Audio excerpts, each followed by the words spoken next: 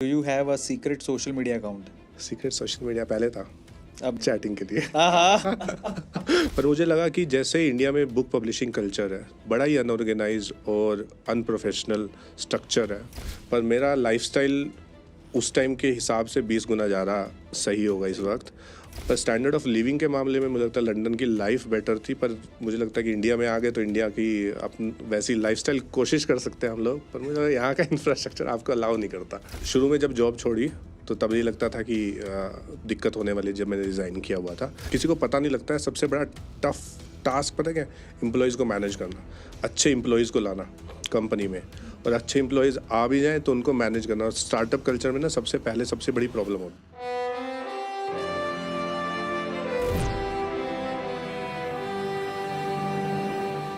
Questions कभी भी controversial नहीं होते, आंसर्स उन क्वेश्चंस को कंट्रोवर्शियल बनाते हैं।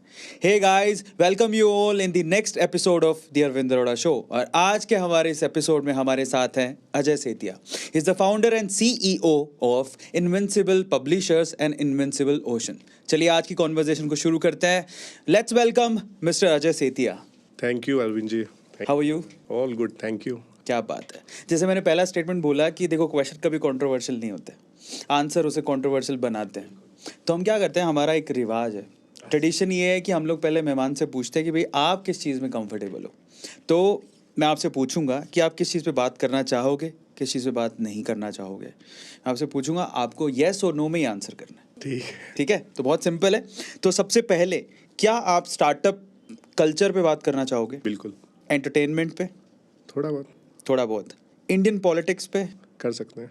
स्पिरिचुअल लाइफ पे? बिल्कुल कर सकते हैं। पर्सनल लाइफ पे? नहीं नहीं थोड़ा बहुत पूछ लेना। ठीक है। एडल्ट्रेट क्वेश्चन मतलब सेक्स लाइफ एंड ऑल, उस पर बात कर सकते हैं? आई डोंट थिंक रिक्वायर्ड है। रिक्वायर्ड नहीं है, ठीक है, क्योंकि आपका ऐसा जोनर नहीं है, आप उस पर नहीं खुलना चाहते। ठीक है। इंडियन मीडिया पे? वो भी ज़रूरत नहीं, मुझे लगता है कंट्रोवर्शियल हो जाएगा थोड़ा। ठीक है। इंडियन यूथ पे? इंडियन यूथ पे बात कर सकते हैं। Married life? थोड़ा बहुत यार, मैरिड लाइफ पे रहने दो आप, पर्सनल हो जाएगा बिल्कुल। College relationship? कॉलेज थोड़ा बहुत पूछ लेना यार। ठीक है। उसके बाद इंटरनेशनल पॉलिटिक्स और इंटरनेशनल जो चल रहा है स्टार्टअप एंड ऑल, उसके बारे में? मुझे लगता है इंडिया के बारे में बात करेंगे, इंडियन स्टार्टअप कल्चर के बारे में तो ज़्यादा रहेगा, और हमारा यूथ भी उसी को समझता है। आपके इंटरेस्ट के बारे में? इंटरेस्ट के बारे में पूछ सकते हैं। आपकी हॉबीज़ के बारे में? बिल्कुल। क्या बात है। अनएम्प्लॉयमेंट या ऐसी कोई प्रॉब्लम जो यूथ सेंट्रिक है इंडिया में, उसके बारे में? पूछ सकते हैं। क्या बात है। दिल्ली के बारे में? दिल्ली के बारे में पूछ लो। एंड फाइनली जो बुक पब्लिशिंग है और जो टेक सेंट्रिक जो चीज़ें हैं उसके बारे में? हाँ बिल्कुल, मुझे लगता है यही फोकस ज़्यादा रखना चाहिए हमें। चलिए, सो फाइनली हमने पूछ लिया हमारे मेहमान से कि वो किस चीज़ में कंफर्टेबल है। जिस चीज़ में आपने येस बोला है वो तो हम आपसे पूछेंगे ही, जिसमें आपने नो बोला है वो हम आपसे ज़रूर पूछेंगे। तो चलिए कॉन्वर्सेशन को शुरू करते हैं। सबसे पहले तो जब आपके बारे में पढ़ रहा था, आपकी बड़ी रोलर कोस्टर राइड है। बेसिकली पहले आपने 4-5 साल जॉब की एंड देन आपने एक पब्लिशिंग हाउस स्टार्ट किया और काफ़ी अच्छा रिवेन्यू करते हो आप, लेकिन आपको फील होता है कि शायद उसमें इतनी स्केलेबिलिटी नहीं है, तो अब आप अपना एक टेक सेंट्रिक स्टार्टअप लेकर आए हो। तो ये रोलर कोस्टर राइड, एक जॉब मेंटालिटी से बाहर निकल के खुद का बिजनेस करना, एंटरप्रेन्योरशिप की तरफ आना, इस जर्नी के बारे में थोड़ा क्लैरिफिकेशन। तो मैंने 2012 में एज अ सॉफ्टवेयर इंजीनियर अपने करियर की शुरुआत की, और मैं लॉयड्स बैंक के लिए काम करता था, वो भी लंदन में, और 5 साल मैंने जॉब की। पर उसी दौरान मैंने अपनी खुद की बुक एक पब्लिश की, दैट वाज अ फिक्शन। पर मुझे लगा कि जैसे इंडिया में बुक पब्लिशिंग कल्चर है बड़ा ही अनऑर्गेनाइज और अनप्रोफेशनल स्ट्रक्चर है, बहुत लोग हैं, बहुत सारे पब्लिशर, आप मानोगे 19,000 पब्लिशर है इस टाइम इंडिया में, वो इतना कॉम्पिटिशन है, और पुराने पब्लिशर 100 साल 50 साल से ऐसे बैठे हैं, उनका वर्किंग स्टाइल बिल्कुल अनऑर्गेनाइज्ड अनप्रोफेशनल। तो मुझे लगा कि इस सेगमेंट में थोड़ा सा स्पेस है, हम लोग इसको प्रोफेशनली ड्राइव कर सकते हैं, ऑर्गेनाइज कर सकते हैं।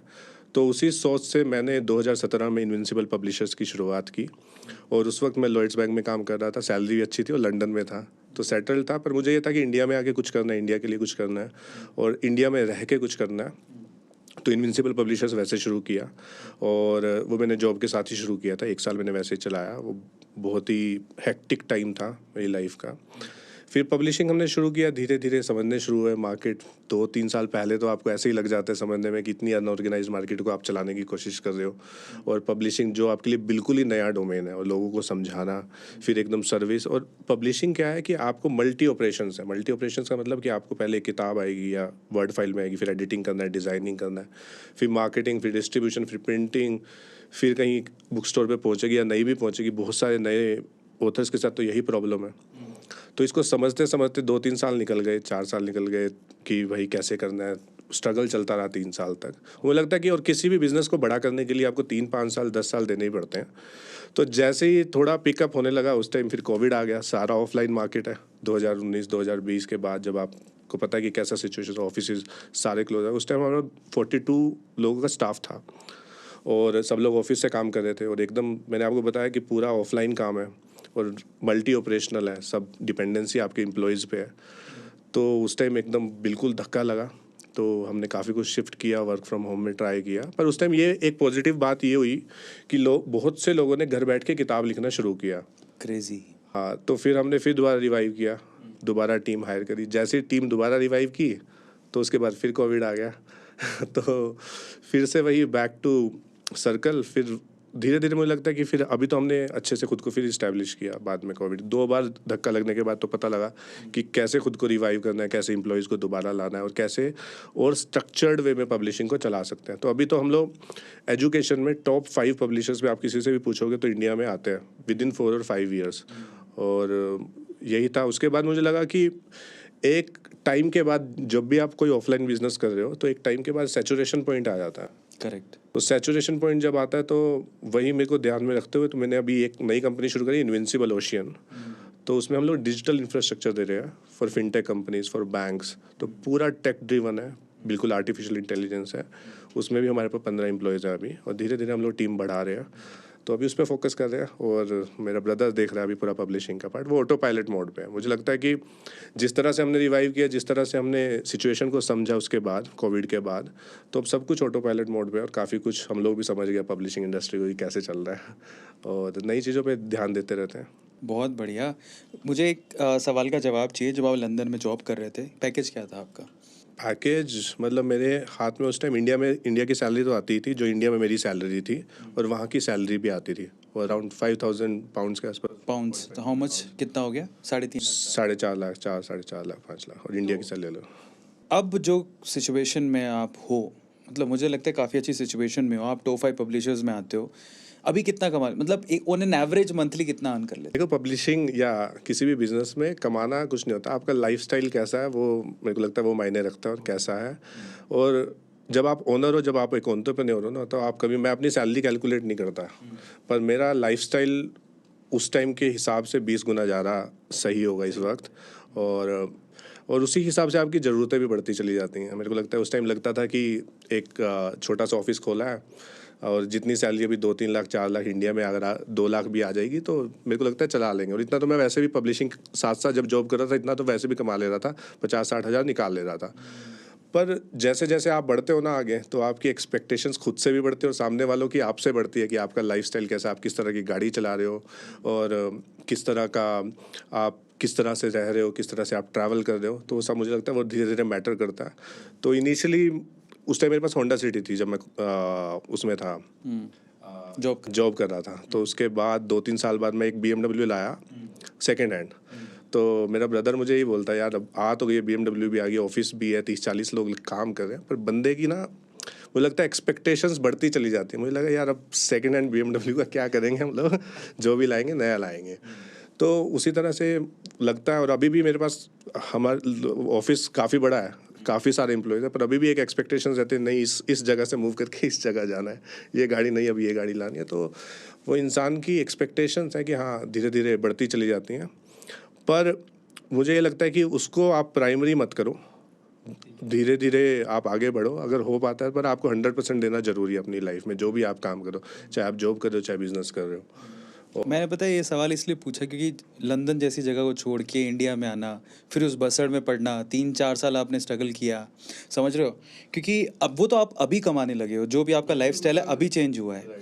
3 साल तो आपने बहुत स्ट्रगल किया। 3 साल 4 साल आप मानोगे नहीं क्या लाइफस्टाइल, मतलब मैंने कहीं ट्रैवल नहीं किया, कुछ नहीं किया, पूरा दिन ऑफिस सुबह से लेके शाम तक। और अभी भी ऐसे चलता है कि सुबह से लेके शाम तक, रात को भी ये दिमाग में चलता है कि अगले दिन क्या करना है। पर मुझे ये लगता है कि मुझे अच्छा लगता है ये। कईयों को ट्रैवल करना पसंद है, कईयों को हो सकता है कि कोई ऐसी चीज़ पसंद हो, पर मुझे अच्छा लगता है कि हाँ, मैं जो काम कर रहा हूँ मुझे उसमें मज़ा आ रहा है। और लाइफस्टाइल जो आप लंदन का देखोगे, चाहे आप वहाँ पे इतना पैसा ना कमाओ, चाहे आपकी 3-4 लाख सैलरी है, चाहे 10 लाख है, चाहे 2 लाख है, 1 लाख है, पर वहाँ का जो इंफ्रास्ट्रक्चर है, जो भी वहाँ का लाइफस्टाइल है, स्टैंडर्ड ऑफ लिविंग है, वो यहाँ से बहुत बेहतर है। तो यहाँ इंडिया में मुझे लगता है पॉपुलेशन बहुत बड़ा इशू है, वहाँ तक पहुँचना हमें बहुत टाइम लग जाएगा। पर स्टैंडर्ड ऑफ लिविंग के मामले में मुझे लगता है लंदन की लाइफ बेटर थी। पर मुझे लगता है कि इंडिया में आ गए तो इंडिया की अपन वैसी लाइफस्टाइल कोशिश कर सकते हैं हम लोग, पर मुझे लगता है यहाँ का इंफ्रास्ट्रक्चर आपको अलाउ नहीं करता। नहीं, फिर भी आप मिस नहीं करते यार, यार लंदन में? बिल्कुल मिस करता हूँ, मैं दोबारा प्लान कर रहा हूँ। और आप मानोगे मैं 4 साल से प्लान कर रहा हूँ कि मुझे लंदन वापस जाना है, पर 2 दिन 3 दिन निकालना भी एक मुश्किल हो जाता है। जब आप एक एंटरप्रेन्योर हो और आप एक बिजनेस में हो, तो आपको सब cut to cut, time to time सब लेके चलना पड़ता है। करेक्ट, बिल्कुल सही बात है। अब आपकी जो जर्नी है वो लिटरली बड़ी रोलर कोस्टर है। जब मेरी आपके छोटे भाई से सबसे पहले मैं उसी से मिला था, सागर से, उसके बारे में बात होती है, वो बहुत तारीफ़ करता है। वो बोलता है कि ही इज़ अ टेकी गाय, उसका दिमाग एक अलग लेवल का दिमाग है। तो जो कुछ भी आज हम, मतलब जिस सिचुएशन पे हम पहुँचे उसमें उसका बहुत बड़ा हाथ है, बड़ी तारीफ़ करता है आपकी। तो मुझे ये जानना है स्पेसिफिकली कि मैंने ऐसा सुना है कि आपके पब्लिशिंग वाले जो बिज़नेस था उसमें भी आपने फ़ंड रेज़ करने की कोशिश बहुत की थी। उसके अलावा जो अब टेक वाला बिज़नेस है उसमें फ़ंड रेज़ करने की कोशिश बहुत की है। क्या ये इतना आसान होता है? और आसान नहीं होता तो इसको आसान कैसे बनाया जाए? क्योंकि बहुत सारे आईआईटियंस या फिर कॉलेज वाले, आजकल ये स्टार्टअप कल्चर चल रहा है इंडिया में। ये डेकेड जो है वो स्टार्टअप डेकेड बोला जाता है। तो ऐसा क्या करें कि फंडिंग आसान हो जाए? मुझे लगता है कि ना इस मामले में ना एजुकेशन अभी आनी शुरू हुई है, ऑनलाइन भी, सोशल मीडिया, यूट्यूब के थ्रू। और बहुत से लोग हैं, सबके पास कुछ ना कुछ आइडिया रहता है लाइफ में कि यार मैं ये कर सकता हूँ या ये कर दूंगा तो कुछ रातों रात बड़ा हो जाएगा। आप मानो कि मैं जैसे जॉब छोड़ के आया तो मुझे लगा कि इमीडिएटली 2-3 महीने में कुछ बड़ा फंड रेज करेंगे या बहुत बड़ा कुछ कर देंगे, क्योंकि मैं पूरा अपना 100% टाइम यहाँ पे दे रहा हूँ। पर चीज़ें वैसे नहीं चलती। पब्लिशिंग में मुझे 150 से ज़्यादा इन्वेस्टर्स ने ना किया होगा। और अभी आप मुझे जितने भी इंडिया में इन्वेस्टर्स हैं ना, सबका नाम पूछ लो, सबका काम पूछ लो और उनका रिप्लाई पूछ लो कि क्या रिप्लाई आने वाला है। और इन्वेस्टमेंट सर्कल में ये है कि आप जब पैसे मांगने जाओगे ना, तब आपको कोई पैसे नहीं देगा और जैसे ही आप बोलोगे कि हाँ मुझे नहीं चाहिए, मेरा बिजनेस बढ़िया चल रहा है, तब आपके पास 4 लोग निकल के आएंगे, 4 कंसल्टेंट निकल के आएंगे कि हाँ हाँ लाइक आपका अब हमें फंड रेज करना है। तो फंड रेज होता है हमेशा आपके टेक्नोलॉजी में। और अगर आपको स्केल करना है लाइफ में, तो आप कोई टेक प्रोडक्ट बनाओ। अगर टेक प्रोडक्ट नहीं बन सकता, जैसे पब्लिशिंग में हमारा सर्विस का बिजनेस है, आप सर्विसिंग में अगर आप टेक्नोलॉजी घुसा दोगे तो आपका फंड रेज हो जाएगा। वो बात मुझे 2-3 साल बाद पता लगी। जब तक 2-3 साल बाद पता लगी तो उसके बाद फिर ये ऑफलाइन मार्केट और बुक्स में कोई पैसा लगाता भी नहीं है इस तरह से, कंसिडरिंग जो मार्जिनस हैं वो बहुत कम है, 10% 20% के हैं। तो उसमें इन्वेस्टर को भी देना है, खुद भी रखना है, तो और वो स्केलेबल भी नहीं है, मुझे ये लगता है। तो जब भी आप एक नया बिजनेस शुरू कर रहे हो तो सबसे पहले ये देखो कि उसकी स्केलेबिलिटी कितनी है। और आपको इनिशियली लग सकता है कि मेरी 2 लाख सैलरी आई है, 3 लाख सैलरी आ रही है और मुझे उसी तक जुड़ना है। तो पर जैसे जैसे आप बिज़नेस करते हो तब आपके पास आपको ये पता लगेगा कि आपकी ऑपरेशनल कॉस्ट, आपकी मार्केटिंग कॉस्ट, आपके ओवरऑल खर्चे वो भी बढ़ते चले जा रहे हैं। और धीरे धीरे आपको रिवेन्यू बढ़ाना ही पड़ेगा और आपकी एक्सपेक्टेशंस भी बढ़ती चलेगा। जैसे जैसे आप लाइफ के नेक्स्ट स्टेप में आओगे तब आप ये देखोगे कि आपके खर्चे भी उस तरह से बढ़ते चले जा रहे हैं। आप ये नहीं हो सकता कि 2 के 3 लाख पहुंचा लोगे, पर बिजनेस में 3 लाख का मतलब है आपको 10 लाख कमाने हैं। तो और खर्चे इस तरह से हैं कि आपको पता भी नहीं लगेगा कि किस तरह का कैसे आ रहा है। और अगर आप कोई बिज़नेस शुरू कर रहे हो तो मुझे लगता है अगर आपको टेक्नोलॉजी की थोड़ी भी नॉलेज है तो आप टेक बिज़नेस शुरू करो। मुझे लगता है कि अगर मैं जैसे सॉफ्टवेयर इंजीनियर था, मैं टेक में बहुत अच्छा था टेक्नोलॉजी वाइज। हमने पब्लिशिंग में भी टेक्नोलॉजी से ड्राइव करने की कोशिश की और अभी भी करते हैं काफ़ी चीज़ें।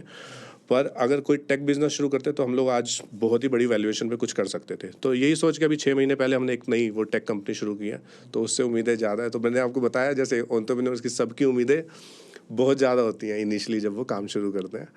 पर और मुझे लगता है एक्सपेक्टेशंस हमेशा हाई होनी चाहिए, तभी आप कुछ ना कुछ अचीव करते हो लाइफ में। बिल्कुल सही बात है। लेकिन जैसे कई बार अश्नीर ग्रोवर जो कि आजकल भारत पे के जो फाउंडर हैं, काफ़ी इंटरव्यूज़ होते हैं, उनसे पूछा जाता है कि उनका फेवरेट एंटरप्रेन्योर कौन है।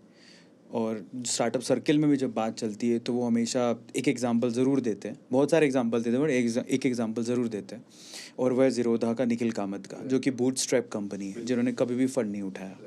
तो मुझे ये भी जानना ज़रूरी है कि क्या इसी थिंकिंग के साथ बिजनेस में आ जाए कि मुझे फंडिंग उठानी है, या फिर अपने बिजनेस आइडिया पे बिलीव होकर बूटस्ट्रैप करके भी कंपनी को हायर वैल्यूएशन पे लेके जाया जा सकता है, विच इज़ गुड। मुझे लगता है कि वैल्यूएशन से ज़्यादा आपको ये देखना चाहिए कि आपका प्रॉफिट मार्जिन कितना है और आपका रिवेन्यू कितना है। सबसे बड़ी बात ये है। और आप किसी अशनीर या किसी भी एंटरप्रेन्योर को देख के आप ये नहीं सीख सकते कि उनकी जर्नी ऐसे रही है, उन्होंने फंड रेज इस टाइम किया था तो आपको भी करना है। किसी ने 2 साल में किया, किसी ने 6 महीने में किया। सबकी अपनी नियति रहती है, मुझे लगता है, और सबकी अपनी सोच रहती है। हर एक का अपना IQ है, हर एक का अपना EQ है, और EQ बहुत मैटर करता है आपके कोई भी बिजनेस में।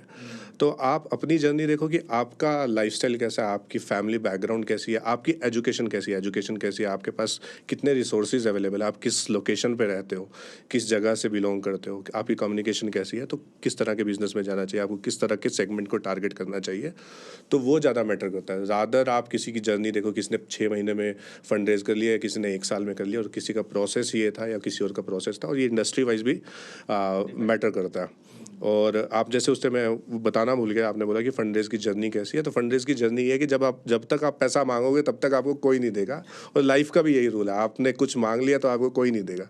जैसे आप बोलोगे नहीं नहीं नहीं नहीं मुझे ये चीज़ नहीं चाहिए तो आपको सब देने आएंगे। तो वो मैंने उस टाइम सिलेक्ट किया कि मुझे किस तरह का फंड चाहिए या किस तरह के इन्वेस्टर से फंड चाहिए, एंजल, हाँ, किस टर्म्स पे चाहिए, एंजल चाहिए या नहीं चाहिए। तो अभी हम लोग जो फंड रेज कर रहे हैं वो VC फंड रेज कर रहे हैं, और वो फंड रेज एक ही जगह से आ रहा है, रादर अलग अलग लोगों को हम लोग सवाल जवाब करें, तो वो VC फंड है। तो मुझे लगता है कि आपके प्रोडक्ट में कितनी जान है, आपने कितना टाइम दिया उस इंडस्ट्री को समझने में। सेकंड, आप पैसा मांग रहे हो या नहीं मांग रहे हो तो ये चीज़ मैटर करती है आपके लिए। हाँ जी। अच्छा, एक लास्ट सवाल इसी सेगमेंट में और पूछूंगा। बेसिकली स्टार्टअप का जो बबल है, हो क्या रहा है कि यहाँ पर ज़्यादातर जो स्टार्टअप है इवैल्यूएशन का गेम खेल रहे हैं, और evaluation is directly proportional to sales, profit के ऊपर नहीं है या प्रॉफिट मार्जिन के ऊपर नहीं है। तो जितनी ज़्यादा सेल उतना ज़्यादा इवैल्यूएशन, भले ही कंपनी लास्ट में लॉस ही दिखा रही है। और इंडिया में 95% जितना डेटा है मेरे पास, 90 से 95% स्टार्टअप लॉस में है। उनकी उनकी जो शीट, बैलेंस शीट दिखाती है लॉस, लेकिन वैल्यूएशन उनकी करोड़ों की है। ये बबल किसी दिन फटेगा। फट रहा है धीरे धीरे। आप देखो कितनी जॉब्स जा रही हैं आजकल, आप हर रोज सुनने को मिलता है आपको। और वैल्यूएशन जो है ना, बड़ा सब्जेक्टिव मैटर है। सब्जेक्टिव आप किस तरह से सेंस में है कि आप वैल्यूएशन बहुत तरीके से निकाल सकते हो। आपका प्रोडक्ट कैसा है, आपके पास कस्टमर कैसा है, आपका फाउंडर कैसा है। तो वो जो बबल है ना, वो धीरे धीरे फटना शुरू हो गया। और मुझे लगता है कि आप जो भी बिजनेस करो, आप फंडामेंटली आपको स्ट्रॉन्ग होना बहुत ज़रूरी है बैकएंड से, कि आपका फंडामेंटली आपका प्रोडक्ट कितना वायबल है, उसकी ऑडियंस है या नहीं है, उसको लोग लेने वाले हैं या नहीं है, किस लेवल पे आप स्केल कर सकते हो। मुझे अब लगता है कि अगर मैंने पब्लिशिंग में आज पैसा उठाया होता ना, उस टाइम उन 150 लोगों ने मुझे ना कहा होता ना, तो फंडामेंटली मैं भी स्ट्रॉन्ग ना होता, उस प्रोडक्ट को एक लेवल तक स्केल ना कर पाता, और आज वही बबल फिर फट रहा होता। तो जो आपके साथ लाइफ में होता है वह अच्छा ही होता है, पर आप जो सही नीयत से काम करते रहते हो आप, और देखते रहते हो कि आप फंडामेंटली स्टेबल हो रहे हो या नहीं हो रहे हो, तो उस वे में मुझे लगता है चीज़ें अपने आप अच्छी होनी शुरू हो जाती हैं। और वैल्यूएशन जैसे आपने बताया सब्जेक्टिव मैटर है, और वैल्यूएशन इस तरह से लेना मुझे लगता है बिल्कुल ठीक नहीं है। वो फाउंडर को सोचना चाहिए। और फाउंडर क्या है कि बहुत सारे लोग जो है कॉलेज से छूटते हैं, या कॉलेज के टाइम पे ही छोड़ देते हैं, या अच्छे कॉलेज में तो उसके साथ उनको फंड रेज हो जाता है। तो सबसे बड़ा रीज़न ये है क्योंकि उनके पास सही मेंटर्स नहीं है, या उनके पास सही एक्सपीरियंस नहीं है। मेरा मानना ये है, आप कोई भी बिजनेस शुरू करो, आप 2 या 3 साल किसी अच्छी कंपनी में जॉब करो, आपको वहाँ पे बहुत कुछ सीखने को मिलेगा, पर अच्छी कंपनी में जॉब करो। और जो आपकी वैल्यूज़ होती है ना, जिस तरह से आप ड्राइव करते हो, आपके एथिक्स कैसे हैं, आपकी वैल्यूज़ कैसी हैं, आप किस तरह से अपने एम्प्लॉयज़ को ट्रीट करते हो, या आप अपने क्लाइंट्स को कैसे ट्रीट करते हो, वो जो आप 2 साल 5 साल सीख के आते हो ना जिस कंपनी में, आपका बिहेवियर, आपका स्ट्रक्चर वैसा ही हो जाता है। और ये बबल फटने का रीज़न ये है कि बहुत से लोग इनएक्सपीरियंस है, जो अपना बिजनेस शुरू करके बैठ गए, साथ के साथ वैल्यूएशन लेते रहे। और इंडिया में बड़ा मेरे को लगता है कि इन्वेस्टर माइंडसेट भी वैसा है, लोग बहुत जल्दी जज करते हैं आपको कि आप किस कॉलेज से हो, आपकी कम्युनिकेशन कैसी है। सिर्फ आपका, मेरे को लगता है इतना यूथ, इतना टैलेंट आपकी Tier 2 Tier 3 सिटीज़ में भरा पड़ा है, पर सिर्फ एक कम्युनिकेशन की वजह से वो आगे नहीं बढ़ पाते। वेस्ट हो जाता है। हाँ, वेस्ट हो जाता है। और यहाँ पे इंग्लिश को प्रेफरेंस दी जाती है, हिंदी को प्रेफरेंस दी जाती है कि पहले इंग्लिश तो सबसे मेन चाहिए ही चाहिए, तो अगर इसको इंग्लिश आती है तो इंटेलिजेंट लड़का है।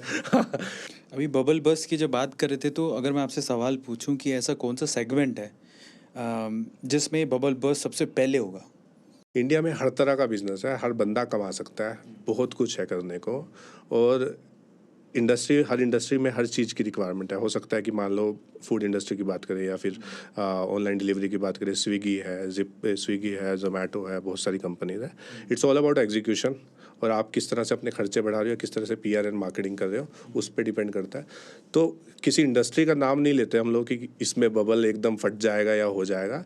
उसमें किस तरह के लोग लीडर्स हैं, मतलब अपने सेगमेंट में, उनके ऊपर डिपेंड करता है कि वो उस इंडस्ट्री को कैसे ड्राइव करें। 30 सेकंड्स मैंने ज़्यादा बोले, 10 सेकंड्स में you can download the complete report. अच्छा। हाँ, इट्स अ कंसेंट ड्रिवन। एक तो दो तरह से है, कंसेंट ड्रिवन है, आपके पास एक लिंक आएगा, आप सिर्फ फॉर्म फिल करते जाओगे, साथ ही साथ वेरिफिकेशन होती चली जाएगी। बैक एंड पे बिग बास्केट पूरी डाउनलोड कर सकती है रिपोर्ट। और जिप्टो का भी हम लोग कर रहे हैं दिल्ली में, तो वेरिफिकेशन। तो इसी को सोच के हमने B2B प्लेटफॉर्म जो बनाया है। तो राइडर को तो देखो डिलीवरी करने जाना ही है। अभी हो सकता है आने वाले टाइम में ड्रोन आ जाए, पर अभी तो राइडर ही जा रहा है 10 साल तक। तो राइडर को तो वेरिफिकेशन करने जाना है, उसको तो आप ऐसा नहीं कर सकते टैक्स से भेज दोगे कि भाई बटन दबाया, एंटर किया और वहाँ पे आपका फूड पहुँच गया। करेक्ट। तो ये नहीं कर सकते, पर आप प्रोसेस को डिफाइन कर सकते हो टैक्स से। तो वही स्केलेबल है। जो आपका ऑफलाइन प्रोडक्ट्स चल रहे हैं, ऑफलाइन मार्केट चल रही है, आप उसको टैक्स से कैसे ड्राइव करो। सर्विस बेस्ड काम करना कोई बड़ी वो नहीं है, मतलब कोई बुरा काम नहीं है कि सर्विस का काम कर रहे हो या कोई प्रोडक्शन कर रहे हो, पर आप कोशिश करो जो पूरे प्रोसेसेस है ना, उनको आप ड्राइव टैक्स से करो। तभी मुझे लगता है कि स्केल कर पाएंगी चीज़ें, और स्केलेबिलिटी उसी से ही आएगी, और तभी बड़ी कंपनीज बनती हैं। सो बहुत सारे स्टूडेंट जो कि सेकेंड ईयर थर्ड ईयर के, बड़ा अच्छा लगता है देख कर। तब तो हम जॉब ढूंढा करते थे। आजकल के जो स्टूडेंट हैं हमारे कॉलेजेस के, वो स्टार्टअप कल्चर के वजह से स्टार्टअप खोलना चाहते हैं, पर उनका एक ही मेजर कंसर्न रहता है कि स्टार्टअप अगर ठीक है प्राइवेट लिमिटेड कंपनी बना ली तो फर्स्ट स्टेप क्या है फंडिंग के लिए, पिच डेक कैसे बनाए। तो थोड़ा एक बार गाइड कर दोगे उसके लिए तो मज़ा आ जाएगा। देखो, मेरे को तो सबसे पहले तो यही लगता है कि आपको सेकंड थर्ड ईयर में ना स्टार्टअप ऐसा ये सोच के नहीं करना चाहिए कि इमीडिएटली आप जॉब नहीं करोगे या आप अपनी पढ़ाई छोड़ दोगे। जो इंटर्नशिप्स होती है ना कॉलेज में, वो बहुत काम के होते हैं। आप इंटर्नशिप्स तो आपको ज़रूर करनी चाहिए, पर आप साइड बाय साइड ना थोड़े छोटे बिजनेस शुरू कर सकते हो ताकि आप स्टार्टअप की गेम को समझ सकें। पर आपको बहुत बड़ा अगर बिजनेस बनाना है ना, अनटिल अनलेस आपके पास बहुत अच्छे मेंटर्स आ जाएं, बहुत बड़े इन्वेस्टर्स आ जाएं, तो अगर या आप उस जर्नी को समझना चाहते हो, वो एक मुझे लगता है सक्सेस की पूरी जर्नी ना एक बड़ी इंजॉयबल होती है। जो आप एक जॉब भी करते हो या जिस तरह से आप, मैंने वो सब किया है, मतलब मैंने जॉब भी देखी है, एक इंटर्नशिप्स भी देखी है, कॉलेज भी पूरा देखा है। तो वो आपको एंजॉय करना बहुत ज़रूरी है। पर साइड बाय साइड छोटे मोटे आप बिजनेस करते रहे करो, या बहुत ही बढ़िया है। तो पर इनिशियली अगर आप ये माइंडसेट रखो ना कि सेकंड थर्ड ईयर में एकदम बड़ा बना देंगे, कुछ हो जाएगा, तो यही फंडामेंटली नहीं आप स्ट्रॉन्ग हो पाते। पर जो जर्नी है मैं आपको बता देता हूँ कि अब तो मुझे पता है। पहली बात तो जिसने आपको फंड देना है, जिसने आपको पैसे देने हैं ना, वो ना तो आपकी पिच डेक देखेगा ना आपका वो देखेगा प्रोडक्ट। तो वो एक बार पर फिर भी एक प्रोसेस रहता है कि 10 या 12 स्लाइड्स की आपको एक पिच डेक बनानी ज़रूरी है, जिसमें आपका सॉल्यूशन क्या है और आपकी प्रॉब्लम क्या है, वो आपको बताना बहुत ज़रूरी है कि आप करना क्या चाह रहे हो। तो जब आप, और इसको करने का रीज़न ये रहता है कि आप जब ये सब लिखते हो ना कि मेरी प्रॉब्लम क्या है, मैं क्या प्रॉब्लम सॉल्व करने वाला हूँ, मार्केट में ऐसी प्रॉब्लम है और किस किस ऑडियंस को, किस सेगमेंट को हम लोग टारगेट कर रहे हैं, उसका सॉल्यूशन क्या है, तो उससे आपको भी बड़ा क्लैरिटी आता है यार, हाँ भाई प्रॉब्लम है भी या नहीं है ना, और सॉल्यूशन मैं निकाल रहा हूँ तो निकाल भी पाऊंगा या नहीं निकाल पाऊंगा। तो मुझे लगता है कि जब भी पिच डेक और या फिनेंशियल जो डॉक्यूमेंट्स है ना, ये जरूर खुद ही बना लिया करो। इसके टेम्पलेट्स बहुत सारे मिल जाते हैं, नहीं मिलते तो मुझसे ले लेना आप तो मेरे पास टेम्पलेट बना हुआ है। पर जब आप खुद फिगर्स डालोगे ना, रादर किसी सीए या किसी इन्वेस्टमेंट फर्म को हायर करो जो आपको इसकी सारी फिगर्स बना के दे, तो आप खुद करोगे तो आपको पता लगेगा कि आपका फंडामेंटली कितना वायबल है प्रोडक्ट, या कितना बिजनेस आपका चलने वाला है। तो यही प्रोसेस है, और यही प्रोसेस धीरे धीरे, जैसे ही आप, जब तक आप जाओगे नहीं ना नदी में, तब तक कोई नहीं बताएगा कि क्या होने वाला है अंदर जाके। सब लोग ऊपर ऊपर से ज्ञान देंगे, और सबकी ना जर्नी अलग है। सबका, मैंने आपको बताया, नियति सबकी अलग है। सबने, भगवान ने सबको एक यूनिक बना के भेजा है। आपको अपना समझना है कि मेरा स्ट्रॉन्ग पॉइंट क्या है, कि मैं क्या कर सकता हूँ और मेरा क्या लाइफ का मोटिव है। तो आप अपने हिसाब से चलो, किसी की बातों में ना हो, पर अच्छे मेंटर्स हो ना, और लोगों को, अच्छे लोगों को सुनना बहुत ज़रूरी है। ऐसा नहीं है कि सबको ही सुन लो आप, अच्छे लोगों को सुनना ज़रूरी है। क्या बात है। तो फाइनली हमने स्टार्टअप्स के बारे में बहुत सारी चीज़ें जानी। थोड़ा पर्सनल लाइफ के बारे में बात कर लेते हैं। ज़्यादा पर्सनल नहीं जाएंगे, बट हाँ मैं आपसे ये पूछना चाहता हूँ। आपने अपना जॉब छोड़ा, लंदन में अच्छा खासा थे, अब आप एंटरप्रेन्योर जर्नी देख रहे हो, वो भी इंडिया में, है ना, कंपेयर नहीं कर पाओगे आप वो जो लाइफस्टाइल थी। फिर भी जो पिछले 5-6 साल आपने प्रोफेशनल लाइफ अपनी देखी है, 7 साल 8 साल जो भी प्रोफेशनल लाइफ अपनी देखी है, सबसे सुनहरा पल कौन सा था जो आपको लगा यार you were crying at that time, you know, कि यार आज बड़ा मज़ा आया यार, it was like happy kind of entrepreneurship की जर्नी में एनी आपके बड़ा सुखी पल, यार आज कुछ लगता है अचीव किया है, मज़ा आ गया। नहीं, मुझे लगता है कि जब मैं लंदन गया ना पहली बार, मैं 1-2 बार गया हूँ लंदन, तो सबसे पहले मैं पेरिस गया था। जब मेरे हाथ में पेरिस का वीज़ा लग के आया ना, तो सब सुनते थे यार दूर से कि पेरिस पेरिस पेरिस। तो जब मैं पेरिस गया तो मुझे लगता था कि हाँ कुछ अच्छा अचीव किया है लाइफ में, यहाँ पेरिस पहुँच गए हैं फाइनली। फिर ये था कि शुरू में जब जॉब छोड़ी तो तब ये लगता था कि दिक्कत होने वाली, जब मैंने रिज़ाइन किया हुआ था।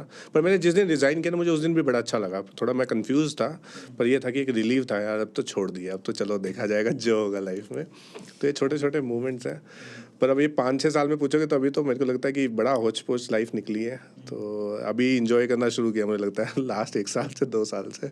सामने फोकस मुझे कुछ नहीं दिख रहा कि हाँ ये दिख रहा है कि बस कुछ करना है लाइफ में, और साइड में जो साथ चलते रहते हैं तो चलते रहते हैं। और मुझे लगता है काफ़ी लोग मेरे ऐसे काफ़ी दोस्त भी होंगे जो इस पूरी जर्नी में छूट गए।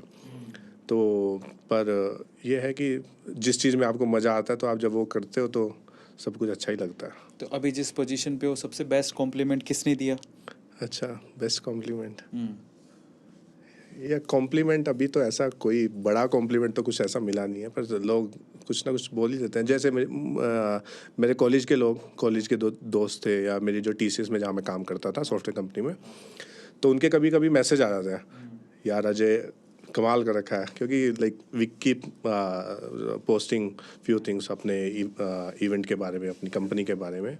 तो सब लोग, कुछ लोग जो जॉब में, या हम लोग भी छोड़ना चाहते हैं, तो उन्हें सही किया उस टाइम डिसीजन लेके कि लंदन से जॉब छोड़ दे। तो उस तरह के कॉम्प्लीमेंट्स तो आ जाते हैं, कभी कभी कॉलेज से आ जाते हैं, कभी अपनी पुराने दोस्तों से आ जाते हैं। तो अब से 5 साल बाद अपने आप को कहाँ देखते हो? 5 साल में मैं ये देखता हूँ कि एक घर मेरा यूके हो जाए, और एक यूएस हो जाए, और एक इंडिया हो जाए, तो तीनों में लगे रहे हम लोग। वाह। कभी इधर जा रहे, कभी उधर जा रहे, कभी इधर जा रहे। पर ऐसा नहीं लगता कि ये पर्सनली जब आप अकेले में बैठते हो तो यार कितना टाइम अपन पैसों के बारे में सोचें, या फिर एंटरप्रेन्योरशिप के बारे में सोचें, पर्सनल लाइफ का क्या होगा? कभी ऐसा हेडेक नहीं नहीं यार, देखो बैलेंस तो करना ही है ना आपको लाइफ में। और अभी आप कुछ अचीव करना चाहते हो तो लोग ना इसको बड़ा उससे सोचते हैं कि आपको पैसा कमाना है। यार ये पैसा कमाना नहीं है, ये आपकी सेटिस्फेक्शन है। अब मुझे मज़ा इस चीज़ में आता है तो मैं क्या करूँ, है ना। आपको जिस चीज़ में, अगर आपको मज़ा किसी और चीज़ में आ रहा है, आप उसके साथ कॉम्प्रोमाइज़ कर रहे हो तो गलत है। अब आपको दोस्तों के साथ घूमने में या रात को पार्टी करने में मज़ा आता है तो आप वो कर लो, ठीक है। पर मुझे मज़ा इस चीज़ में आ रहा है, और मेरी फैमिली भी सपोर्ट कर रही है, और मैं फैमिली को ऐसा नहीं है कि उनको छोड़ के चल रहा हूँ सब चीज़ों को, वो भी बैलेंस करके चल रहा है। ये तो है यार। मैंने मतलब मेरा भी पर्सनल एक्सपीरियंस है, मुझे सबसे ज़्यादा एम बनाने में और उसे अचीव करने में मज़ा आता है। जो भी सोचो वो करके सोचो करो। और ऐसा नहीं है कि पैसे के पीछे भागना बहुत ज़रूरी है, या आपको सक्सेस का मतलब पैसा नहीं है, पहली बात तो ये है। और सक्सेस सेल्फ सेटिस्फैक्शन है, और सक्सेस एक जर्नी है। जैसे मैं आपको बताया था कि मैंने जॉब भी देखी है, कॉलेज भी देखा है, इंटर्नशिप्स भी देखी हैं, फिर एंटरप्रेन्योरशिप की जर्नी भी देखी है। मैंने खुद भी उठाई हैं बुक्स, अपने हाथ में डब्बे उठा के मैंने खुद भी लोड किए होंगे एक टाइम पे, पुरानी वीडियोज़ होंगी। तो वो एक पूरी जर्नी है, और आप कैसे एंजॉय करते हो। पहले हमारे पास B2C कस्टमर था, अभी B2B कस्टमर है, तो मैं वो भी एंजॉय करता हूँ। तो नई चीज़ें सीखने को मिलती है, तो सीखते रहो आप, नॉलेज बढ़ती जाए, पर बैलेंस करके चलो यार अपनी लाइफ को, फैमिली को। तो ऐसा नहीं है कि US UK में हम लोग फैमिली को छोड़ देंगे, तो साथ उनको भी ले जाएंगे यार। अच्छा, फाइनली आपको सबसे टफ क्या लगता है, मतलब सबसे टफ टास्क क्या लगता है? मुझे एंटरप्रेन्योरशिप जर्नी में, मतलब मेरे को क्या, ये किसी को पता नहीं लगता है, सबसे बड़ा टफ टास्क पता है क्या, एम्प्लॉयज़ को मैनेज करना, अच्छे एम्प्लॉयज़ को लाना कंपनी में, और अच्छे एम्प्लॉयज़ आ भी जाएं तो उनको मैनेज करना। और स्टार्टअप कल्चर में ना सबसे बड़ी प्रॉब्लम होती है उनको रिटेन करके रखना। फिर क्या होता है, शुरू में बहुत चीज़ें अच्छी लगती हैं उनके साथ, धीरे धीरे उनके पास जैसे ऑफर्स आने लगते हैं, या जैसे आप पुराने लगते हो, या आपसे थोड़ी सी गलती हुई या कुछ हुआ, तो एम्प्लॉयज़ को मैनेज करना बहुत मुश्किल है। तो सबसे बड़ा चैलेंज यही है कि अगर आपके पास अच्छा एम्प्लॉय है ना, और अच्छे एम्प्लॉयज़ हैं, अगर आप एम्प्लॉयज़ को मैनेज कर सकते हो, यही स्किल चाहिए और कुछ नहीं चाहिए। मुझे लगता है कि क्लाइंट्स तो मैं मैनेज कर लेता हूँ, क्लाइंट्स ले भी आता हूँ, बिजनेस डेवलपमेंट भी कर लेता हूँ, पर एम्प्लॉयज़ को मैनेज करना सबसे बड़ा टास्क है और सबसे बड़ी प्रॉब्लम है। और आपको क्या लगता है कि एम्प्लॉय माइंडसेट इतना हिला हुआ क्यों है? वो थोड़ा सा ऑफर मिलता है, ऐसा कुछ होता है, वो तुरंत सोचता है कि यार मार्केट ना बड़ी वोलेटाइल मार्केट है, और लोग ना इथिकली सोचते नहीं है। जैसे मान लीजिए कि एक एम्प्लॉय है, अभी सबसे बड़ी प्रॉब्लम क्या है, आप उसको ऑफर लेटर भेजो कि यार मेरा इंटरव्यू हो गया, पूरा इंटरव्यू का प्रोसेस हो जाता है, ठीक है। उसके बाद जैसे आप उसे ऑफर लेटर दोगे, वो 2 जगह और एम्प्लॉयमेंट का डाल देगा अपना CV कि यार मुझे और एम्प्लॉयमेंट चाहिए। तो आप मानोगे 50-60% के लोग तो ज्वाइन ही नहीं करते at the time of joining letter लेने के बावजूद भी, ऑफर लेटर लेने के हाँ, वो कोई और उसकी जगह ज्वाइन कर लेता, वो भी बेचारा चला गया। वो भी चला गया। तो ये सबसे बड़ी प्रॉब्लम है। और जिस तरह से स्टार्टअप कल्चर है, लोग किसी को भी कैसे भी हायर करते हैं, जो अच्छा एम्प्लॉय मिला किसी भी तरह से छीन लाए दूसरी कंपनी से, वो गलत है मुझे लगता पर वही जो छीन रही है कंपनी, वो ये नहीं देखती कि वो उसका नहीं है, वो तो तुम्हारा कैसे होगा। है। तो वो कंपनी में तो किसी की नहीं हुई ना।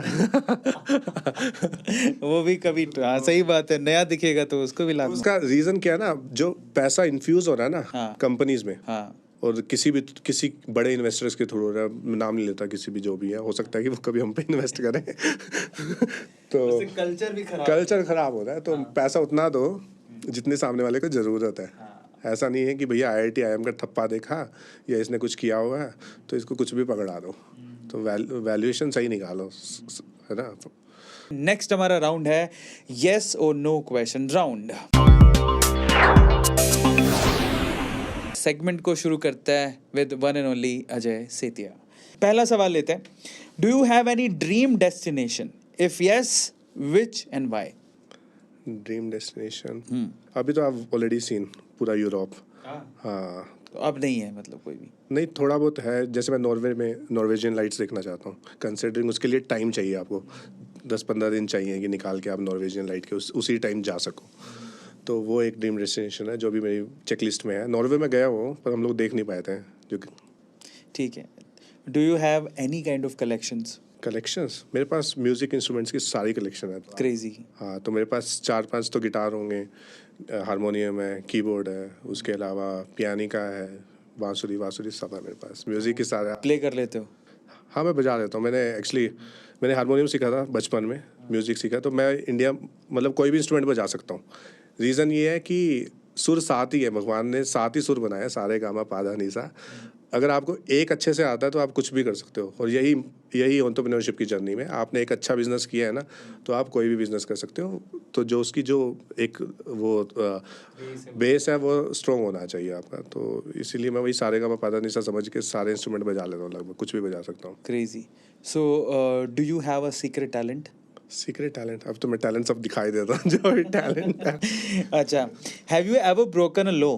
क्या आपने कोई नियम तोड़ा है? यार छोटे मोटे तो कर ही होंगे कभी, जैसे ट्रैफिक लाइट कभी कर दी, जंप कर दी, या सीट बेल्ट नहीं लगाया। मतलब सबसे बड़ा लॉ तो ये था पहले, अभी तो मेरे पास ड्राइवर है, उससे पहले सबसे पूरा दिन मैं फ़ोन पे चलता था जब तक मैं स्ट्रगल कर रहा 4। तो सबसे ज़्यादा वरीड थे मेरी फैमिली वाले कि भाई ये फ़ोन पे रहता है। मतलब दिन में मेरा पूरा दिन फ़ोन बजता, अभी भी बजता है फ़ोन मेरा पूरा दिन। पर अभी तो ये है कि चलो मेरे को ड्राइव करने नहीं देता कोई घर पे। Next question, do you have a secret social media account? Secret social media पहले था, अब चैटिंग के लिए। Okay, have you ever met a celebrity? If yes, who? Celebrity तो मिलते रहते हैं, पर ऐसा मुझे ना क्रेज़ नहीं है कि उनके साथ फ़ोटो खिंचाना है। तो मेरा तो हमेशा ये रहता है कि कोई मेरे साथ आके फ़ोटो कभी खिंचाएगा, तो वो ज़्यादा मुझे अच्छा लगता है। क्रेजी। और मेरा दिमाग बहुत सही चलता है। और सबसे बड़ी प्रॉब्लम ये है कि जैसे ही मैं रोड ट्रिप पे निकलता हूँ तो मेरे दिमाग में बहुत सारी चीज़ें चलती हैं, तो मैं फ़ोन भी मिला लेता हूँ कई बार। तो अभी तो कम किया है, पर मुझे अच्छा लगता है कि गाड़ी में चल जाओ आप, जो भी आपके इधर उधर के लोग हैं उनको सबको फ़ोन मिला लूँ, एक बार बात कर लूँ, अटका हुआ है तो वो कर ले, पर अच्छा लगता है। अच्छा, is there anyone in your life that you just can't say no? अभी तो ऐसा कोई नहीं है। मैं अब नो बोलना सीख गया हूँ। पहले वैसे तो मैं सबको हाँ बोल देता हूँ, सबसे बड़ी प्रॉब्लम ये थी। अच्छा। मेरे को नो बोलना आता नहीं था। तो अभी मेरे को सबने बोला है कि यार हर चीज़ में हाँ नहीं करना होता। तो और ये सबसे बड़ा एंटरप्रेन्योर्स के लिए भी वो है कि आप सबको हाँ ना करो और बड़ी बड़ी कुछ उनको एक्सपेक्टेशंस ना पालो अगर आप सर्विस के बिजनेस में हो तो। Is there anything that makes you really angry? Really angry तो मुझे ये लगता है कि जब या आपको सामने वाला कभी कोई ग्रांटेड लेना तो मुझे बड़ा गुस्सा आता है, और कि आपको कुछ नहीं वो हो रहा है। और झूठ बोलने से मुझे प्रॉब्लम है, कोई सामने वाला अगर झूठ बोलता है। Do you believe in ghost? Ghost इतना नहीं है, तो थोड़ा बहुत तो समझते हैं, हाँ होते हैं। Okay, do you believe in fate और डेस्टिनी? देखो क्या है ना, हो सकता है कि आप ना बहुत सारी चीज़ों को समझते हो कि ये आपकी किस्मत रही होगी यार कि इस बंदे ने ये पा लिया है, पर मैं ना ये समझता हूँ कि हो सकता है कि उसने इस जन्म में कुछ ना किया, उससे पिछले जन्म में कुछ किया होगा, तो तभी उसे ये चीज़ मिली है। तो मैं अभी भी इसी माइंडसेट से चलता हूँ, जो भी मैं पाना चाह रहा हूँ ना, हो सकता है कि मेरे को इस जन्म में ना मिले, पर इसका मतलब ये नहीं कि मैं 100% ना दूँ। तो मैं अपना पूरा देता हूँ। हो सकता है कि इस जन्म में मेरे को जो जो चाहिए वो ना मिल पाए, तो मुझे अगले जन्म में ज़रूर मिलेगा। मैं किसी ऐसी जगह पैदा हो जाऊँगा कि जहाँ मुझे पहले से ही मिला होगा। तो हो सकता है कि ये बोला जाए कि ये किस्मत होगी। वो किस्मत कुछ नहीं होती। आपकी सोल तो एक ही है ना, मतलब मैं बड़ा मानता हूँ इन सब में स्पिरिचुअली। तो ये आप ये शरीर ही बदलते हो, एक जगह से दूसरी जगह जा रहे हो, और उसी तरह से फिर आपको आपके जो आपके कर्म है या जो आपकी मेहनत है वो कभी भी जाया नहीं जाती, कभी भी वो कहीं ना कहीं मिल जाती है। Crazy. Have you ever followed a fashion trend you now regret? Like वो तेरे नाम का आया था ना तो मेरे तो बहुत बड़े बड़े बाल थे। अच्छा बिल्कुल तेरे नाम जैसे, और तेरे नाम वाले से भी बड़े अच्छा ऐसे बाल थे, और बीच की मांग ऐसे निकाल के। हाँ तो उस टाइम तो उसका रिवाज था, मतलब लोगों को ठीक भी लगते थे। फिर मैंने सारे बाल कटा दिए, स्पाइकी रख लिया बिल्कुल एकदम। हाँ फिर वो जैजी भी आ गया था। वो मुझे ज़्यादा सूट करे नहीं एक्चुअली। पर ये है कि वो ट्रेंड फॉलो करने के चक्कर में ही हुआ था। पहले बड़े बालों का रिवाज था, फिर मैंने कहा सब कटवा देता हूँ तो Have you ever made up an excuse to get out of a meeting? अभी रिसेंटली Any time. हाँ, ये तो होता ही रहता है, तो बड़ा फ्रिक्वेंट हो गया है। तो मैं ना जज कर लेता हूँ सामने वाले क्लाइंट को कि हाँ यार चल, इसके ऊपर टाइम वेस्ट करने का फ़ायदा है या नहीं है। तो वो ना आपको धीरे धीरे ही समझ आता है किसके ऊपर आपको टाइम वेस्ट करना, किसके ऊपर नहीं करना है। ठीक है। Can you cook? हाँ थोड़ा बहुत, अभी तो बहुत टाइम से कुक नहीं किया मैंने, पर मैं कर लेता हूँ, क्योंकि लंदन थे तो करते ही थे, हाँ। खुद ही बनाते खुद ही खाते थे। अब हम चलते हैं हमारे फेवरेट सेगमेंट में, मतलब बेसिकली वो मेरा फेवरेट है, जिसमें हम आपको कुछ फोटोज दिखाएंगे आप ही के सोशल मीडिया की, और आपको हाँ आपको कॉन्टेक्स्ट बताना है ये फोटो आपने एक डाली तो क्यों डाली, क्या रीज़न था, ठीक है, और अगर कोई मेमोरेबल कमेंट है तो वो आप बता सकते हो, ठीक है। तो काफ़ी मेहनत करके हमारी टीम ने जो पहली फ़ोटो सेलेक्ट की है वो है invitation of the book launch 19 November 2022 platinum touch. अच्छा, सचिन तेंदुलकर वाला, ये सचिन तेंदुलकर की बुक लॉन्च की थी हमने, इन्होंने ज्वाइन भी किया था। और तो ये बड़ा वो था, मतलब मैं सुबह सुबह फ्लाइट लेके गया और अगले दिन उसी रात को ही वापस आया शाम को। हेक्टिक था, पर बड़ी एक्साइटमेंट थी कि हाँ सचिन तेंदुलकर से मिलने जा रहे हैं। तो बड़ा मेमोरेबल था। ये तो रिसेंट की बात, बिल्कुल रिसेंटली हुआ है, 1.5 महीना हुआ है। मिले नहीं वो ऑनलाइन, उन्होंने ऑनलाइन ज्वाइन किया था, पर ऑनलाइन सामने आप देखना कि आपसे बात हो रही है या उस तरह से वो बात करें सेशन, वो इतनी बड़ी बात है। 100% मैंने मिस कर दिया। मुझे लग रहा था कि ये मुंबई में कहीं मिलने का मौका मिल जाए तो नहीं, हम लोग तो इसी एक्सपेक्टेशन में रात को भाग के गया कि चलो यार जाना है। अगला जो फोटो है वो काफ़ी बढ़िया दिख रहा है, जिसमें पता लग रहा है कि हाँ ये ले अच्छा, ये एंटरप्रेन्योर इंडिया का अवार्ड है। अवार्ड है। हाँ, ये फर्स्ट अवार्ड था मेरा। ओके तो ये dynamic entrepreneur of the year 2019। तो उस टाइम बड़ा पिक करना शुरू हुआ था हमारा, मतलब एंड ऑफ ईयर था ये, कि हाँ भाई पब्लिशिंग अच्छा चल रहा है। तो उनको मैंने पूरा क्वेश्चनर बना के भेजा, तो उन्होंने कुछ अवार्ड दिया। अच्छा अवार्ड माना जाता है एंटरप्रेन्योर इंडिया का। नहीं बड़े अच्छे लग रहे हो। थोड़े दिन बाद फिर कोविड आ गया। तो पर ये तो इस फोटो को देखने के बाद लग रहा है उसके बाद ये बंदा पतला सा था, अब तो काफ़ी हाँ। नहीं, आजकल मैं कर रहा हूँ कोशिश कि कम कर लूँ वेट। अरे नहीं सही लग रहा है, बंदा खाते पीते घर का एकदम मस्त। अभी इसमें तो और जिमी शिमी लग रहे हो भैया। ये अगला फोटो है आपका। ये मैंने ना कुछ एक चैलेंज लिया था किसी से, उसका वर्कआउट चैलेंज। हाँ तो 4 वीक्स का था, तो उसका था, उस टाइम की फोटो है। तो अभी भी बॉडी मेरी ऐसी है, थोड़ा कई बार लगता है कि नहीं है। हाँ इसमें मैच कर रहा है। अगली फोटो तो बड़ी रंगीली मिजाज की है, तो उसमें मैं 2-4 सवाल और पूछूंगा। ये आपकी आखिरी फोटो है, बट काफ़ी इंटरेस्टिंग फोटो है। ये ना किसी होटल की फोटो है, तो मैंने कहा चल यार तुम ऐसा पोज लो, मेरे को ऐसा खिंचाना है। अच्छा पर बात करते हुए फिर ये मैंने थोड़ा खुद ही दिया है लुक। तो 4-5 अलग अलग मेरे पास ऐसी ऐसी 20 फोटोज थी, एक ऐसे एंगल से एक ऐसे एंगल से। लास्ट फोटो ये मैंने सिलेक्ट करी कि ये डालते, थोड़ा ग्लैमर डालने की कोशिश। ये ऐसा लग रहा है जैसे किसी थाईलैंड के होटल में हो, मसाज के लिए गए हो। थाईलैंड गए हो कभी? नहीं, थाईलैंड नहीं गया। नहीं गए कभी?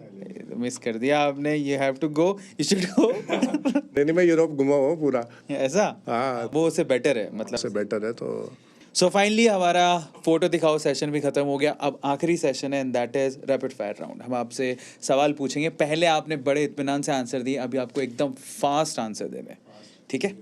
चलिए पहला सवाल, rapid fire round with one and only Ajay Setia. पहला सवाल, what is your favourite food? कड़ी चावल। आहा, क्या बात है, मेरा फेवरेट है। Okay, what word do you hate hearing? मैं बोलूँगा तो अच्छा नहीं लगेगा। बोल दो। हम कहते हैं बीप। बस बेप। अच्छा, next question, who do you text the most?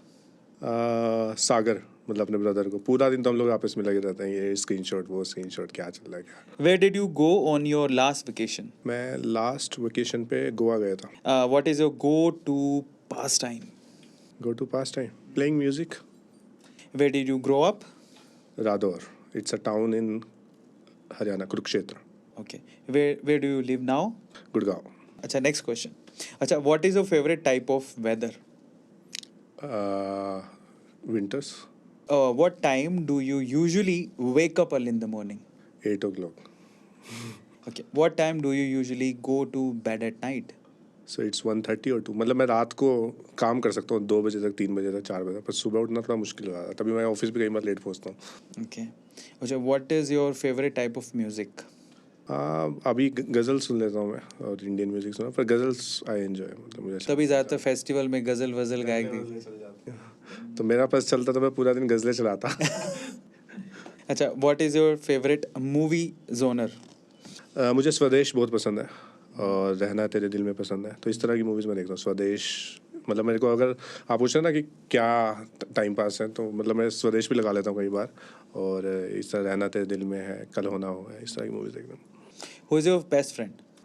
Best friend, यार आयुष था एक लड़का, तो आजकल तो फ़ोन ही नहीं उठाता, पता नहीं क्या बिजी हो गया।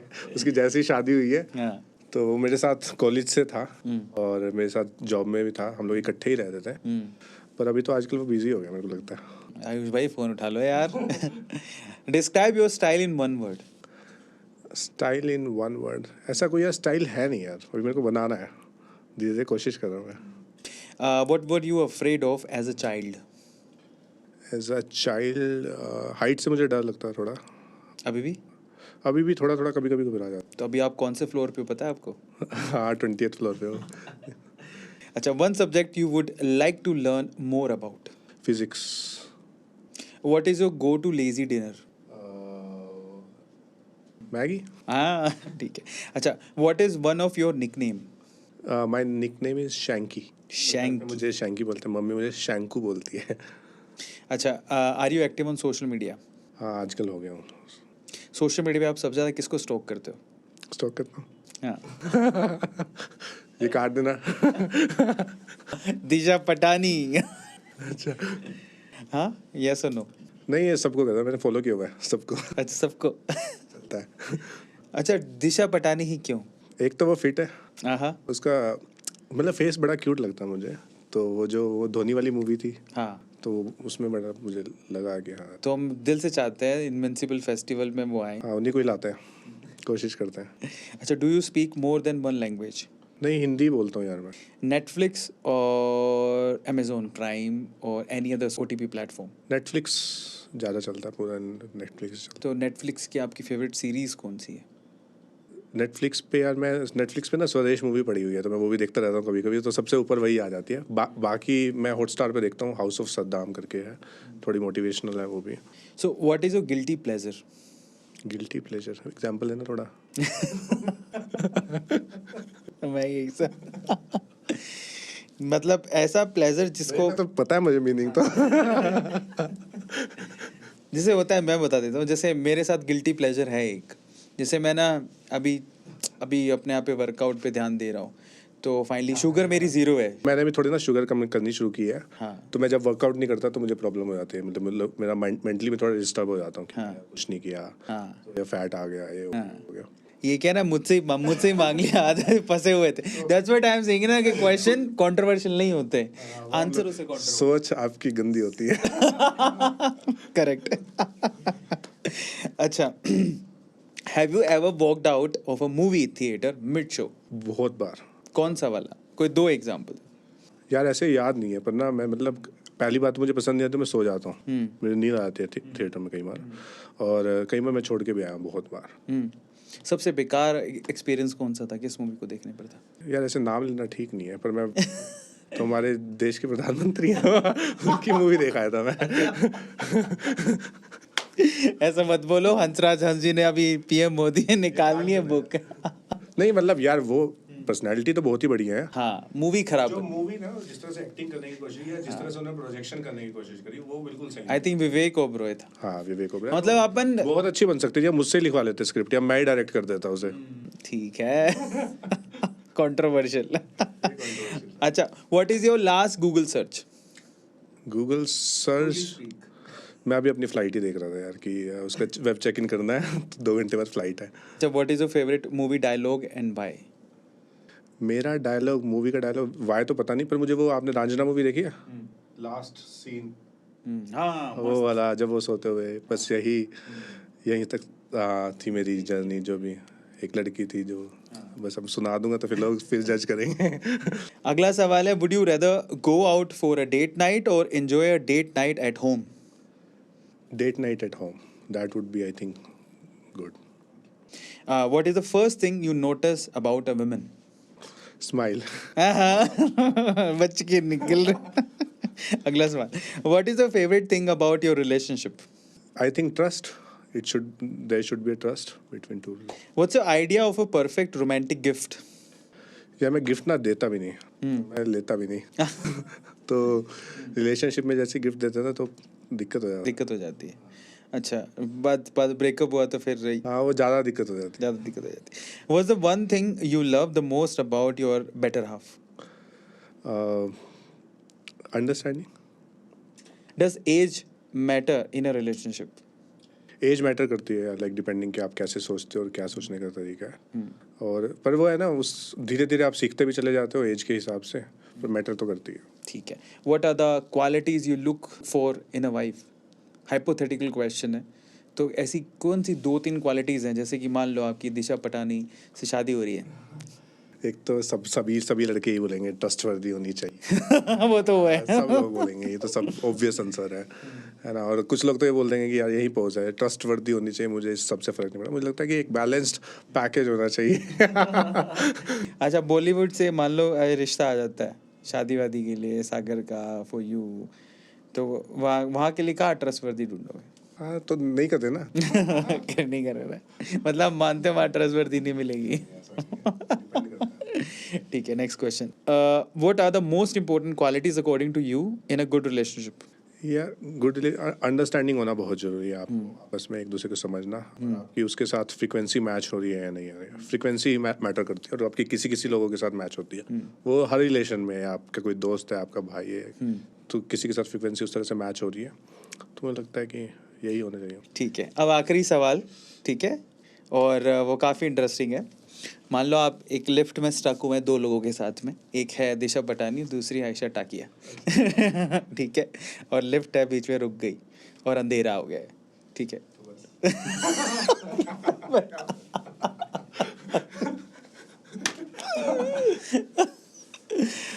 तो अब कॉन्वर्जेशन सबसे पहले किससे करोगे, और वैसी क्या बात करोगे वहाँ पे? यार पहले तो हो जाए। जब हो जाएगा ना कॉन्वर्सेशन उसी टाइम निकलेगी। तो ऐसे कहते हैं ना, दिशा पटानी वहाँ पे एक बुक लिख रहे हैं। नहीं बुक नहीं लिख पाएंगे उस टाइम। अंधेरे का फायदा उठाएंगे। फायदा उठा लेंगे। फाइनली ये फन राउंड भी होता है खत्म। अब हम इस पूरे सेक्शन के पूरे सेगमेंट के आखिरी राउंड पे चलते हैं। देखो यही फन है यार, हम यहाँ पर सारी सीरियस बातें नहीं करते, बहुत सारी चीज़ें आपने सीखी भी हैं, बहुत फन फैक्ट भी देखे हैं, मज़ेदार साइड भी देखी है अजय की। अब हम आखिरी सवाल पे चलते हैं। आपने बहुत अचीव किया, और मुझे ऐसा लगता है कि जो भी इस इस लाइफस्टाइल तक पहुँचा है, उसने अपने लाइफ में स्ट्रगल बहुत किया है, ऐसे कोई यहाँ तक नहीं पहुँचता है ना। तो जितना यूथ अभी आपको देख रहा है, आपको ऐसी 3 एडवाइसेस क्या देंगे उन्हें, ताकि वो भी अपनी लाइफ में कुछ अच्छा कर जाएं? तो 3 एडवाइस, तो सबसे पहला तो एडवाइस जो मैंने पहले ही आपको बोला है कि सबसे पहले तो आप अपनी क्षमता को पहचानो कि आपका फैमिली बैकग्राउंड कैसा है, आपकी एजुकेशन कैसी है, या आप बिजनेस कर भी सकते हो या नहीं है, शौकिया करना है या आपको दिखाने के लिए करना है। सबसे पहला तो यही है। अब मान लो आप किसी बिजनेस में आ गए, या आपने शुरू कर लिया तो आपको 100% देना बहुत ज़रूरी है।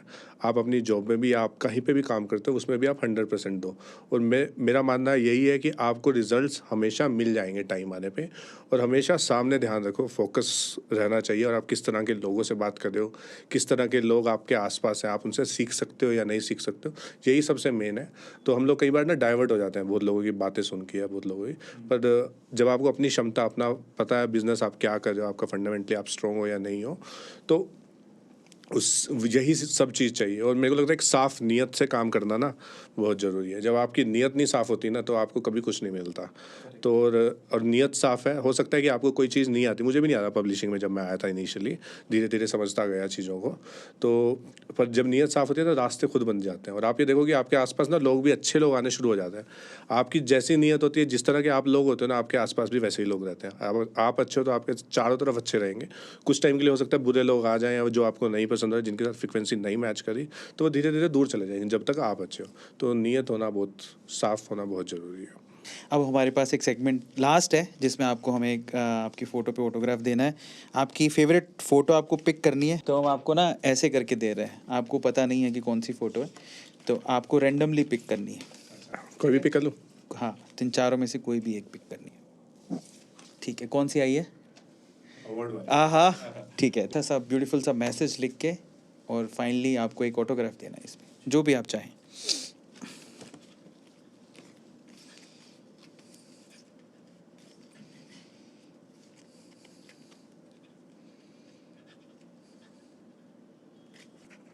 एक सिग्नेचर ही आता है मुझे अच्छे से करना और मेरी राइटिंग बहुत बुरी है। Thank you so much. And finally एक फ़ोटो आपको और चूज़ करनी थी, जो अब आप मुझे बोल के चूज़ कर सकते हैं। Thank you so much, thank you.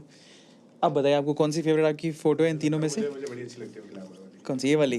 तो ये फ़ोटो हम आपको एज अ गिफ्ट देंगे, ताकि आपके पास ये रहे दी अरविंद अरोड़ा शो की तरफ से एक याद। और ये फ़ोटो है, फाइनली अच्छी लगती है इन्हें। Thank you, thank you, thank you. Finally हमारा ये सेशन बहुत सारी लर्निंग के साथ, इनफैक्ट मैंने बहुत सारी चीज़ें सीखी हैं, जैसे ख़त्म होता है यहीं पे ही। और क्योंकि इनकी अब फ्लाइट है, इन्हें जाना पड़ेगा, तो हमें ये सेगमेंट अब यहीं पे ख़त्म करना है। लेकिन अगली बार हम इनसे और इनके भाई से, मुझे लगता है दोनों आएंगे तो और ज़्यादा मज़ा आएगा, क्योंकि सागर, मतलब दोनों का अलग अलग टैलेंट है। सागर का अपना एक अलग टैलेंट है, अजय का अपना एक अलग टैलेंट है। ड्यूओ के साथ अगली बार मिलेंगे। टिल देन गाइज, आपको सिंपली छोटे छोटे से 2-3 काम करने हैं। अगर आप ये सेशन पूरा देख चुके हैं, तो आप सबसे पहले ये बताइए कि अजय के कौन से आंसर ने आपको सबसे ज़्यादा प्रभावित किया है। आपको लगता है कि हाँ, उससे मुझे काफ़ी ज़्यादा सीखने को मिला। और अगर आप मेरी जगह पर होते तो आप अजय से क्या सवाल पूछते, कमेंट सेक्शन में लिखना मत भूलिएगा। और ऐसे अमेजिंग सेशंस के लिए A2 मोटिवेशन चैनल को सब्सक्राइब ज़रूर कर लीजिएगा, या फिर इंस्टाग्राम पे देख रहे हैं तो वहाँ पे भी फॉलो ज़रूर कर लीजिएगा। मिलता है अगले सेशन में। शब खैर, गुड नाइट।